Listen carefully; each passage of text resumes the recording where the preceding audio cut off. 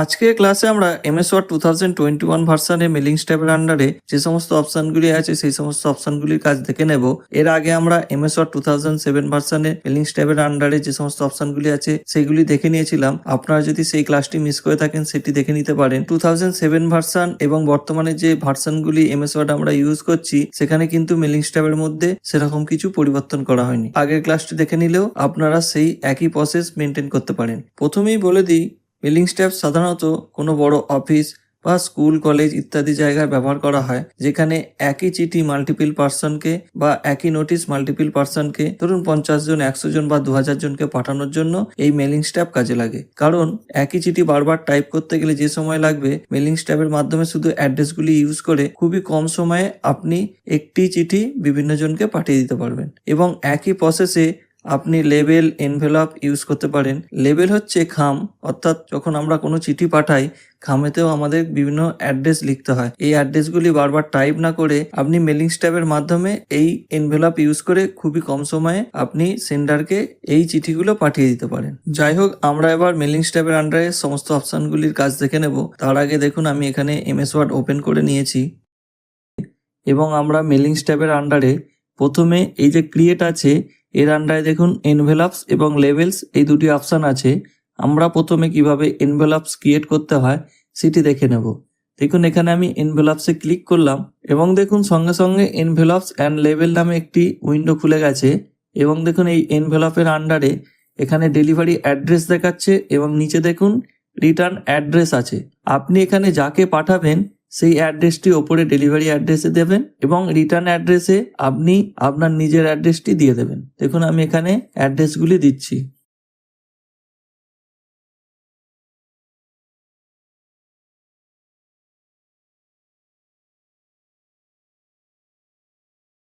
দেখুন আমার এখানে অ্যাড্রেসগুলি দেওয়া হয়ে গেছে। এরপর দেখুন এখানে প্রিভিউ অপশন দেখাচ্ছে, অর্থাৎ আপনার এনভেলপটি কিভাবে তৈরি হবে এবং কিভাবে শো হবে সেটি এখানে দেখাচ্ছে। আপনি এখান থেকে ফিডে গিয়েও চেঞ্জ করতে পারেন। দেখুন এই ফিডের আন্ডারে যে ছবিটি আছে এর উপরে ক্লিক করার পরে এখানে দেখুন বিভিন্ন ধরনের প্রিন্টিং অপশন আছে। আপনার যেটি প্রয়োজন এখান থেকে চুজ করতে পারেন। এছাড়া এনভেলপ অপশানে দেখুন সাইজ আছে, এটিকেও আপনি চাইলে চেঞ্জ করতে পারেন এবং এখান থেকে ডেলিভারি অ্যাড্রেস এবং রিটার্ন অ্যাড্রেসের ফন্ট আছে, এগুলিও কিন্তু আপনি চেঞ্জ করতে পারবেন। এরপর দেখুন আপনার এখান থেকে যেটি প্রয়োজন সেটিকে সিলেক্ট করে এখানে ওকে করে দিন। এরপর দেখুন আমার ডেলিভারি অ্যাড্রেস এখানে লেখা হয়ে গেছে। আমি এখানে অ্যাড টু ডকুমেন্ট করে দিলাম। সঙ্গে সঙ্গে দেখুন আরেকটি নতুন পেজের মতো আমার এখানে এনভেলপ শো হচ্ছে এবং নিচে আপনার যে পেজটি আছে সেটিও শো হচ্ছে। আপনি চাইলে এখান থেকে এগুলিকে এডিট করতে পারেন, অর্থাৎ এখান থেকে আপনি ফন্ট চেঞ্জ করতে পারেন। আমি এখানে কোনো কিছুই চেঞ্জ করছি না, জাস্ট এখানে শো করছি। তো এইভাবে অনেক কম সময়ে আপনি এনভেলপ তৈরি করে নিতে পারেন। এবার আমরা কিভাবে লেবেল তৈরি করতে হয় সেটি দেখে নেব। দেখুন এখানে লেবেলসে আমি ক্লিক করলাম। এরপর দেখুন এই লেবেলের আন্ডারে অ্যাড্রেস আছে 2। এখানে আপনি 2তে যে অ্যাড্রেসটি এইমাত্র টাইপ করেছেন সেই অ্যাড্রেসটি শো হচ্ছে, কিন্তু আপনি চাইছেন যে আপনার যে অ্যাড্রেসটি আছে সেইটি এখান থেকে শো হবে। তো দেখুন ওপরে একটি অপশন আছে ইউজ রিটার্ন অ্যাড্রেস। এখানে ক্লিক করার সাথে সাথে দেখুন আপনার যে অ্যাড্রেসটি আছে সেই অ্যাড্রেসটি এখানে শো হচ্ছে। এবার আপনি চাইছেন যে প্রিন্টিং অপশনটিকে চেঞ্জ করতে। দেখুন এখানে অপশনে ক্লিক করার সাথে সাথে লেভেলের যে অপশন আছে বিভিন্ন ধরনের অপশন ওপেন হয়ে গেল।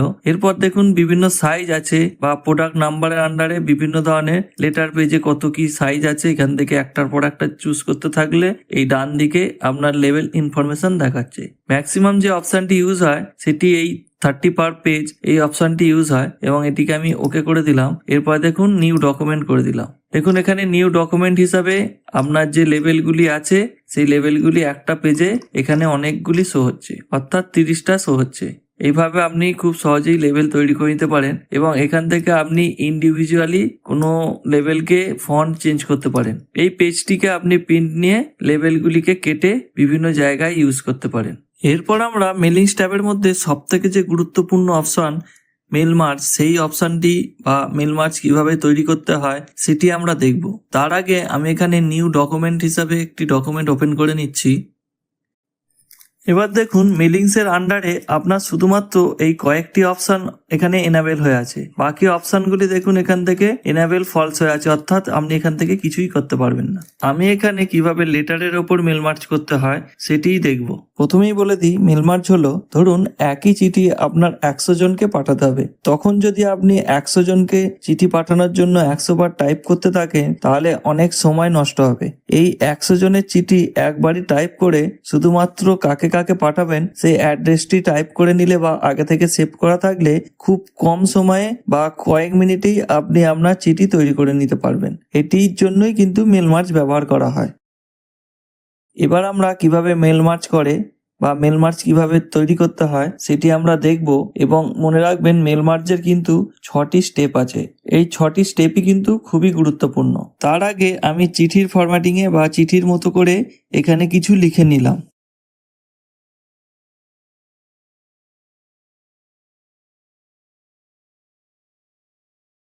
দেখুন আমার এখানে চিঠির আকারে এখানে আমার টেক্সট লেখা হয়ে গেছে। এবার আমি কিভাবে মেল মার্জ করতে হয় সেটি এখান থেকে শুরু করছি। দেখুন এখানে আছে অপশন স্টার্ট মেল মার্জ। এখানে ক্লিক করার সঙ্গে সঙ্গে দেখুন বিভিন্ন অপশন ওপেন হয়ে গেছে। যেহেতু আমি লেটারের ওপরই মেল মার্জ করতে চাই সেই জন্য আমি এত কিছু অপশন সিলেক্ট না করে এখানে শেষের অপশনটিতে চলে গেলাম, step by step mail merge wizard. এই অপশনটিতে ক্লিক করার পরে দেখুন এখানে মেল মার্জের অপশন একটি বা এখানে মেল মার্জের আলাদা একটি প্যান ওপেন হয়ে গেছে।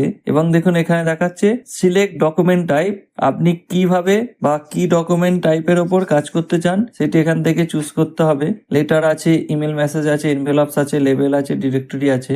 আমি এখানে লেটার যেটি সিলেক্ট আছে তার উপরই এই মেল মার্জটি তৈরি করতে চাই। তো এটি হচ্ছে আমার স্টেপ 1। দেখুন এখানে 6টি স্টেপ আছে, স্টেপ 1 অফ 6, অর্থাৎ 6টি স্টেপের মধ্যে এটি হলো ফার্স্ট স্টেপ। জাস্ট এখানে যেটি সিলেক্ট আছে লেটার সেটিকে সিলেক্ট রেখে আমি এখানে নেক্সট করছি।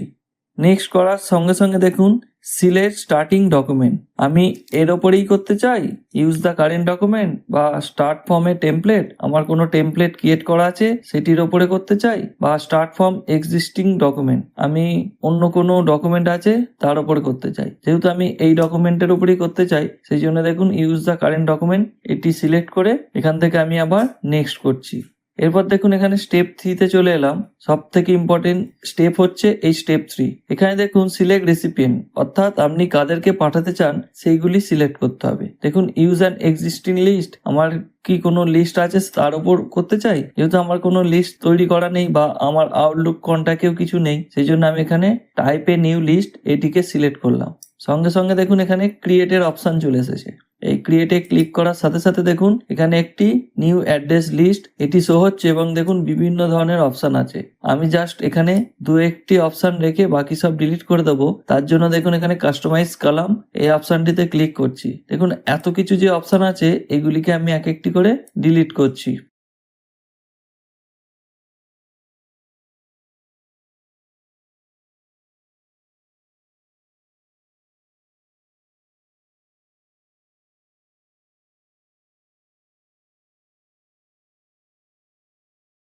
এবং দেখুন এখান থেকে আপনি কোনো অপশন চাইলে সেটিকে ওপরেও করতে পারেন মুভ আপ করে, অথবা নিচেও রাখতে পারেন। এবং দেখুন এখানে যে টাইটেল আছে এই টাইটেলটি আমার দরকার নেই, এর জায়গায় আমার জেন্ডার এটি লেখার দরকার, সেই জন্য এখান থেকে আমি রিনেম করে নিচ্ছি। এবং দেখুন টাইটেলটিকে রিনেম করে আমি জেন্ডার করে নিলাম এবং ওকে করে দিচ্ছি। এখানে দেখুন আমার 4টেই শুধুমাত্র কলাম আছে এবং আমি ওকে করে দিলাম। এবার দেখুন আমার এই যে কলামগুলি আছে এগুলিকে আপনি নিজের ইচ্ছা মতো বা নিজের প্রয়োজন মতো ফিল করতে পারেন। আমি এখানে দেখানোর জন্য কয়েকটি ডেটা এখানে আমি এন্ট্রি করে নিচ্ছি।